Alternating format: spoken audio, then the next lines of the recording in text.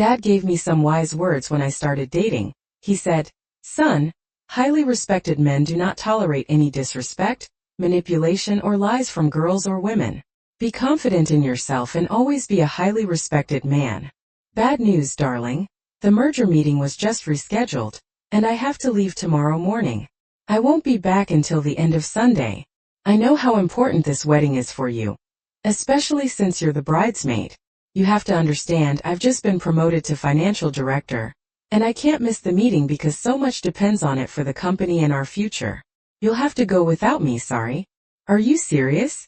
You know how long we've been planning this, and now at the last minute, you're going to cancel everything. I'll be there alone.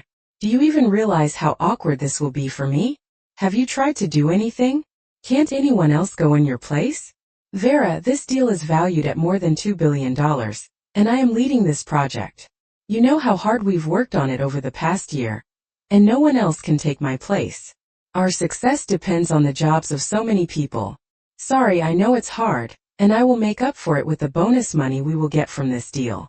I know you're angry, but I can't do anything about it. I knew the wedding was important to her because of all the hardships that her friend Carol had gone through in her life. Her ex-husband cheated on her during her life-threatening illness, and left her because he couldn't bear to watch her slow death. He acted cowardly, which devastated Carol and didn't improve her situation at all. But after her miraculous recovery, Carol filed for divorce because she had been abandoned.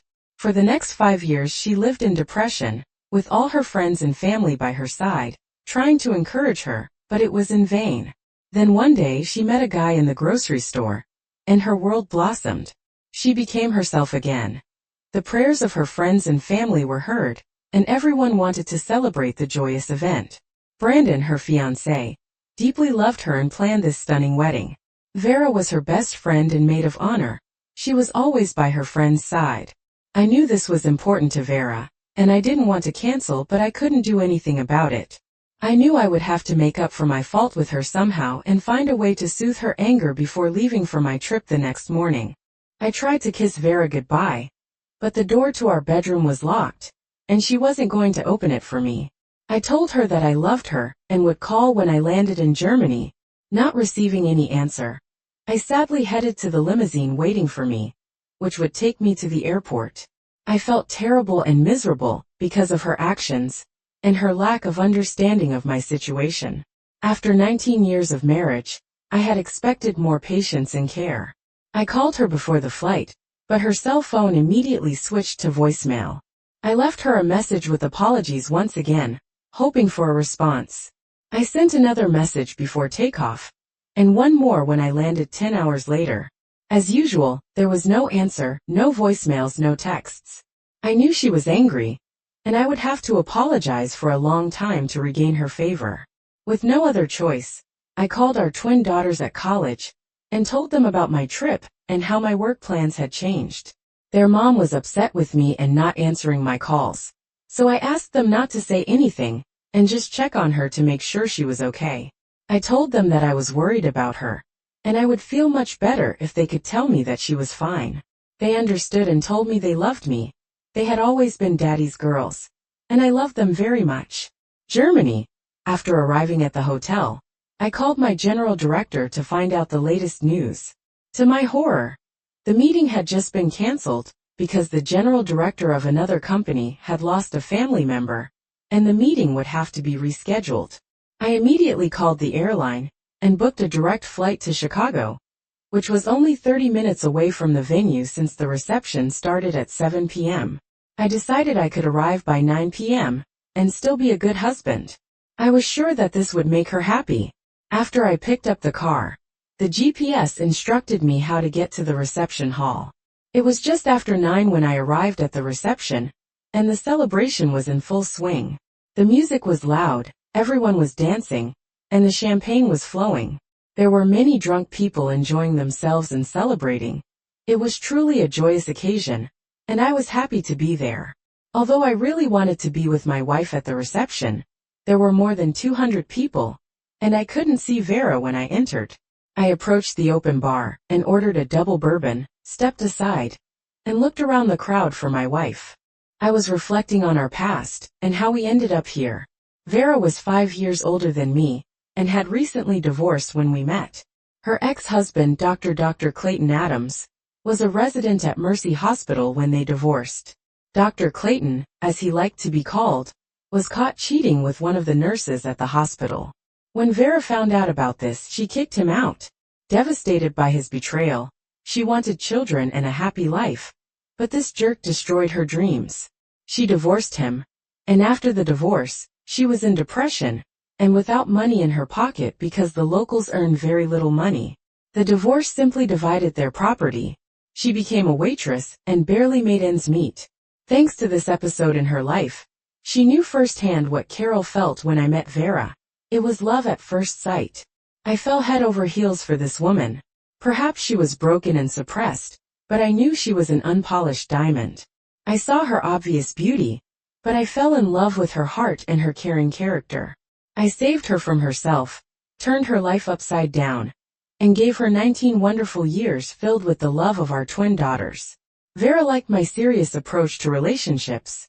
We constantly discussed fidelity and commitment, and this made her feel safe. I made it clear to her that I was a loyal partner and would never, under any circumstances, tolerate infidelity. I praised her for leaving her cheating husband, no matter how hard it was.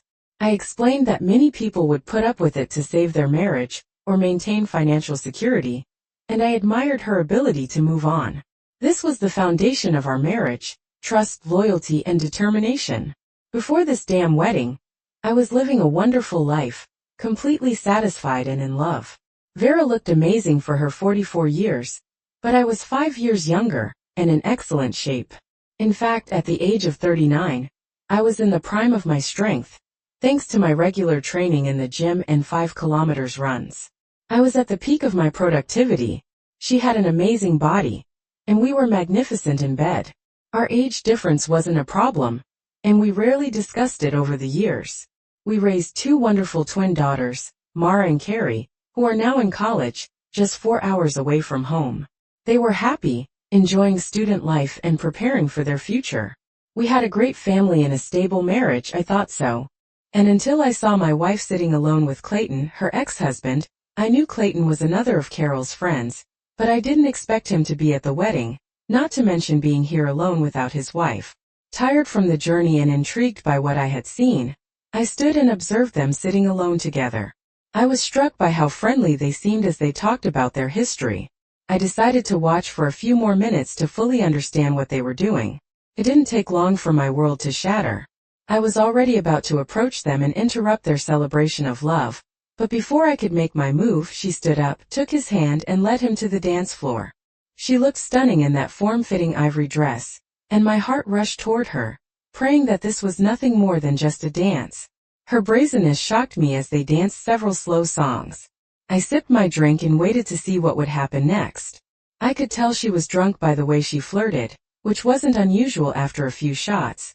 She always got excited and flirted with me, which was fine. What wasn't fine was that she was kissing another man, who wasn't me, and doing it openly in front of her friends.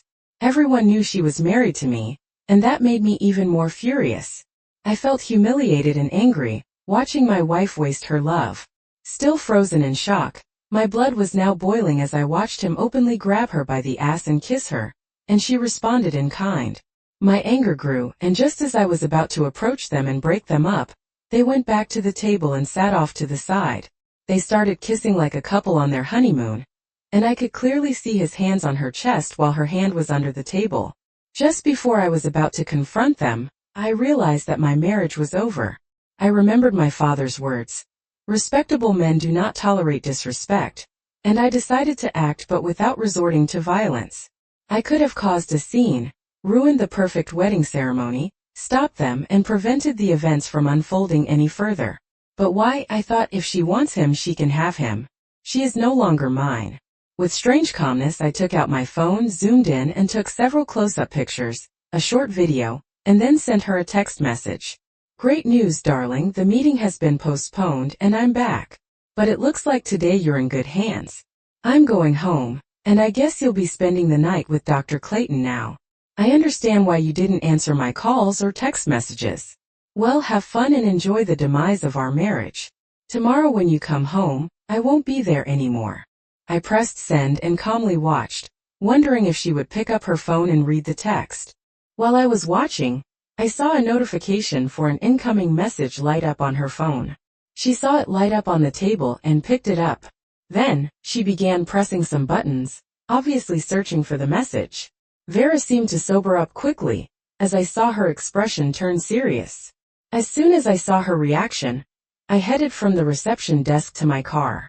Vera must have panicked when she saw me leaving, but I ran outside before she could reach me. As I was opening the door of my car, I heard her scream, "Tony, please wait." I gave her a cold look, simply shook my head, got into my car, and drove out of the parking lot before she could reach me. My phone immediately began ringing, but I was not in a position to answer the call, let alone talk to her. If she wanted to be with her ex, then between us, it was over. Hell, after what I had just seen, it was already over between us. 22 years after divorcing a cheating spouse, she was throwing herself back into his arms at the first opportunity. Well, she will have to explain everything to the family and the kids, because this is all on her conscience. Dozens of crazy text messages started coming to my phone. "Tony, please come back. Let me explain. I love you. Please come back. God damn it, Tony, it wasn't what it seemed. I love you." But after 2 days of 10-hour flights, 2 days without return calls and messages, her cold attitude, and watching her with Clayton, I was in no mood to listen to her apologies. In fact, I was angrier than ever and wanted nothing to do with her or her nonsense. After 20 phone calls and messages, I stopped and sent her one response. The text I sent said, "Go to hell." My work was going great, my kids were studying at college, which was already funded, and nothing was holding me back. I was still young enough to start over. Halfway back to Nashville, I stopped at a diner to grab a bite, and take a short nap in my car before continuing on my way home. While eating scrambled eggs with bacon, I decided to let the world know how I felt. Between bites, I changed my status on social media from happily married to single. Then, I posted 2 photos I had taken, showing Vera and Clayton passionately kissing at the wedding. In the second photo, it was clear to everyone that his hand was on her chest. Below the photo, I explained that Vera was bargaining and going back to her ex-husband, and that I was back on the market. Yes, it was immature, but in my opinion, it was the truth. I was moving on without her. The funniest thing is that Clayton, her ex-husband, was almost 50 years old. He was going bald, overweight, and without trying to seem so, he was no upgrade in any sense of the word. What the hell was she thinking, leaving us for some old, worn-out guy who had already cheated on her? Maybe she wanted to be with a doctor instead of an accountant. In fact, it really hurt. In that moment, I felt more pain than I could ever remember. I was sad and angry, but it also made me laugh at the ridiculous situation. She was destroying her 19-year marriage for some old man who had cheated on her over 20 years ago. Him and her, he can have her, and they deserve each other. I wasn't the kind of guy who would put up with such disrespect. I'm sure there are many guys who would say it was just a kiss and a few touches and that there's no reason to leave her. Sorry, but in my world, either my woman is loyal to me or she's free to be with someone else. We all live with our choices. After a late breakfast and a 2-hour nap in the car, I hit the road again and pulled into my driveway at 7 a.m. When I turned on my phone, it started buzzing with dozens of notifications. There were so many that I didn't think they would ever stop. There must have been over 100 messages from her, her parents, her sister, and friends. 5 minutes after turning on the phone, it started ringing, and I noticed it was Vera. I wondered if she had gotten any sleep last night or spent it with Clayton. It didn't matter. I just ignored her calls because all of that was in the past now, and I focused only on taking what I needed from the house and moving on. That I got along well with her family was evident when they called me that morning. I answered their call and explained to her father what had happened. James, I had no idea she was unhappy in our marriage, but the betrayal was a fatal blow to our happy life. The disrespect she showed in front of people we know is something I can't accept. No, it was clear she still had feelings for that bastard Ed, and now she can be with him. I'm determined to find a woman who will appreciate what I can offer and remain faithful. James, I have no other choice. I'm moving out today and will immediately put the house up for sale tomorrow morning. I'll contact a lawyer to file for divorce. She can stay here until the house is sold, and I will treat her fairly during the divorce. Call me old-fashioned, but I won't live with a woman who wants to be with someone else. She made her choice, but I don't believe she made a wise one. This time James arrived an hour later, and begged me to wait and talk to her before crossing the line. After he asked me to give her a chance to explain, I told him once again to look at that photo and see how they openly caressed each other at the wedding. I would never accept that, and doing it with her ex was just another slap in the face to me. Her father was disappointed by her actions, and my decision to act so quickly and decisively when I entered our home. I felt like I was going to cry, realizing that our happy home was no longer a home, but just the shell of our marriage. The last 5 years were spent turning our house into the perfect sanctuary.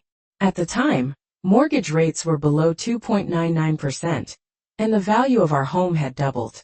As the account holder, I decided to refinance the house for its full value, and withdrew almost $500,000 in equity. I immediately set up a $200,000 trust fund for each girl's college, and a little extra to give them a good start in life. We used the remaining $100,000 to upgrade the house, turning it into a showcase that we both loved and were proud of. Thanks to the lower interest rate, the monthly payment was only $1,700 higher than before we tapped into the equity. It wasn't difficult, and Vera went back to work as a secretary to help offset the extra monthly payment. I had a good salary, nothing crazy, but as the newly appointed CFO, I was supposed to receive stock options next year, which would become our retirement fund. Vera was never involved in our finances, and didn't care about them, as long as she got what she wanted. Trusting my financial knowledge and living a comfortable life, I tried a few times to explain what stock options were, but I could see her eyes glaze over, and she never really understood. Since it didn't matter, I just laughed to myself at her lack of interest. It was fine. I was looking forward to our future. This merger, which seemed to coincide with the end of my marriage, was supposed to bring me a bonus in the form of stock options, ranging from 40,000 shares. In the event of success, of course, I would have to wait a few years to exercise the options, but the expectation that the stock price would reach $100 per share gave me confidence about the future. Since the merger was delayed, the stock options would not be part of the divorce settlement. I was going to file for irreconcilable differences and simply divide our assets. This amounted to about $50,000 in our savings account. We would have split the sale of the house, but the full use of the mortgage meant that there would be nothing left to divide. At 44 years old, Vera would leave with her car and $225,000. If she had remained faithful, she would have lived a happy life with a secure future. Her world was about to be shaken because my anger and humiliation had overshadowed all the love and memories that had been buried deep in my soul. All I wanted now was revenge, and for her to understand what she had given up. There is nightmare. I hadn't seen Clayton for 20 years, and it brought back so many memories, both good and bad. He had been a good husband until he cheated on me and ended our marriage. We always had chemistry and great sex, but it didn't compare to Tony. My husband was much more handsome, a great lover, and I loved him fondly. But why am I sitting here with Clayton, letting him touch me and kiss me? I know it was wrong, but I kept flirting. I definitely drank too much, but Tony should have been here. God, I should have been smarter and stopped this, but it feels so good for some reason. He still felt like a kindred spirit, and a little flirting wouldn't hurt anyone. Besides, Clayton is divorced now, and Tony didn't bother to change his trip to be here with me, where he belongs. He knew how important this wedding was to me, so I guess I owe it to myself to have a little fun. After another kiss, I felt warmth inside. I remembered those kisses and the way I felt as he held me while we danced. It was a secluded spot, and everyone was a little tipsy, so I was fairly sure no one would see us. Just a few more kisses and touches, nothing more. I'd make things right with Tony when he got back. My phone buzzed with a text message. All my friends were here, maybe it was Tony checking in. Oh God, Tony says he's here. I don't see him. Wait, is he leaving now? Damn, I need to get to him. Did he just see me kissing Clayton? Damn, this is bad. Turning to the embarrassed Clayton, I said, "Sorry, I need to use the ladies' room." desperately running out of the reception area. I saw the exit door in the hallway close, and I ran as fast as I could in my high heels. Oh God, it's Tony, and he saw me with Clayton. Tony, wait please. No answer, and he just got in his car. I tried to run after him, but he drove off. Now he's not answering my calls. How many texts have I sent him? And he's not responding. He's angry, and I don't blame him. After a few more calls and dozens of messages, my heart broke when I finally got his only reply. Go to hell. 2 of my friends found me kneeling on the street in the freezing cold, and asked what happened. When I explained it to them, they were shocked by my actions and concerned that I had been caught. They know that Tony is stubborn, and if he had seen us together, trouble would have followed. Tony, 10 a.m. at home in Nashville. After gathering my things, I sat at the kitchen table and drank the last cup of coffee in the house we had built together. I was filled with sorrow and anger as I placed the empty cup in the sink. I left a short note on the table, asking her not to call me, and that we would talk once the divorce papers were ready. I didn't bother signing the note, and simply placed my wedding ring on top of the paper, before leaving for the last time. I opened my laptop and divided our funds, as well as canceled our joint credit card, after paying off the remaining balance from today. She was on her own. If she had fought the divorce, she could have simply paid all the bills herself. She couldn't afford the mortgage and utilities. The house would be in demand, and would be quickly sold at the right price. If she hadn't resisted the divorce, we could have quickly ended this sham marriage, and she could have gone back to her beloved Clayton. I left my former refuge for a dark, unknown new world. Later, I heard from my friends at the wedding that after I left, Vera was in despair. They couldn't make her stop crying, until she finally lost consciousness from drinking and exhaustion from uncontrollable sobbing. Her friends felt terrible, and were worried about Vera. They called me several times, leaving voice messages and texts, asking me to call back to keep her from ruining the wedding reception. The girls took her back to the hotel room, put her to bed, and checked on her several times throughout the night. When she woke up early in the morning, and remembered what had happened, she tried calling me again and again, begging me to forgive her and please call her. I wanted nothing to do with her after what I had witnessed and never answered her calls or messages. Vera returns home on Sunday morning. Vera woke up with a severe hangover and the fear of divorce. She flew home at noon. Her dad met her at the airport. Later, she learned that Tony had told her father he wouldn't pick her up, and that she needed a ride. Judging by the worried look on her father's face, she must have looked awful. Her dad was her support, and when she saw him there, she rushed to him and hugged him, crying on his shoulder. Dad, I messed up, and I think Tony is going to leave me. With a sad face, he quietly spoke to his suffering little girl. I spoke to him this morning, and it doesn't look good. You know, Tony, what the hell were you thinking? And with Clayton, I don't know what I was doing. I was drunk and angry at Tony, because he didn't come to the wedding. I know I messed up, but he has to forgive me. Daddy, I never even had sex with him. Sweetheart, judging by the photos I've seen, you might as well have had sex with him. I'm not sure he's the kind of guy who forgives too quickly. You know, Tony. And the fact that you were with another man the way you were in those photos was cheating on him. When she entered the house, she prayed that Tony would be there waiting for her. But knowing Tony, she knew he had been gone for a long time. She spent the rest of the day in tears, reaching for Tony's mobile phone, hoping he would at least talk to her and give her a chance to apologize. She realized the irony of the situation when she had cheated on Tony with the man who had cheated on her so many years ago. Tony, the only man she had ever loved, and the life she had cherished, seemed to have been destroyed in an instant, as evidenced by his wedding ring and the short note left on the table. Tony's day continued meanwhile.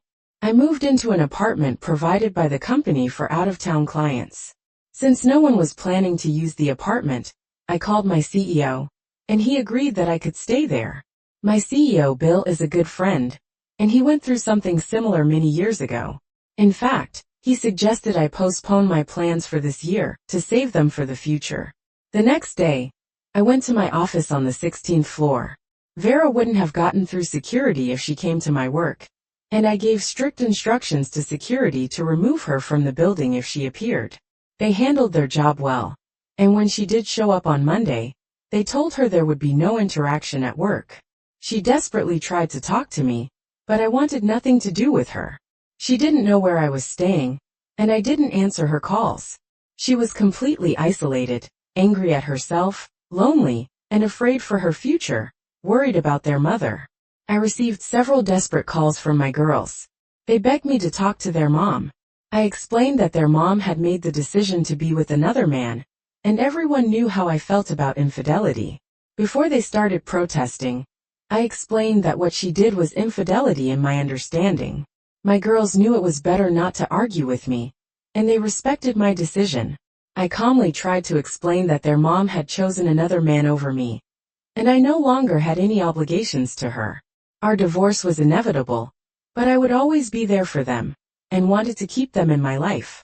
I told them to remember this when they got married, and never showed disrespect to their husbands or cheat on them, because most men would not tolerate such a level of disrespect. Funny things happened after my post on social media. In addition to all my friends and relatives calling me to ask for an explanation, I became popular among women. Suddenly, I found myself on the market and started interacting with women much younger, with more energy and enthusiasm than I had had in the last few years. The whining and complaints from Vera disappeared, replaced by intense sex, love text messages, and the constant pursuit of cheerful girls. A month later, I met my future wife, Cheryl, and we quickly hit it off. A few months after the finalization of the divorce, Vera was upset when she found out about my new lifestyle, mostly angry at herself but also jealous and angry at me for not giving her another chance before the divorce.